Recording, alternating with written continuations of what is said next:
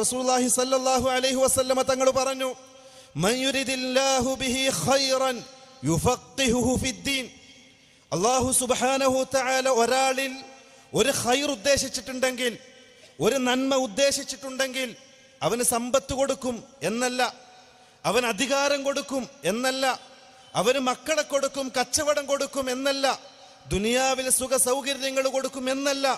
അല്ലാഹു സുബ്ഹാനഹു തആല മനുഷ്യനിൽ ഖൈർ ഉദ്ദേശിച്ചിട്ടുണ്ടെങ്കിൽ യുഫഖിഹു ഫിദ്ദീൻ, അള്ളാഹിന്റെ കലാമും റസൂലുള്ളാഹി തങ്ങളുടെ സുന്നത്തും പഠിച്ച് മനസ്സിലാക്കാനുള്ള അവഗാഹ പാണ്ഡിത്യം ആ മനുഷ്യൻ അള്ളാഹു നൽകും.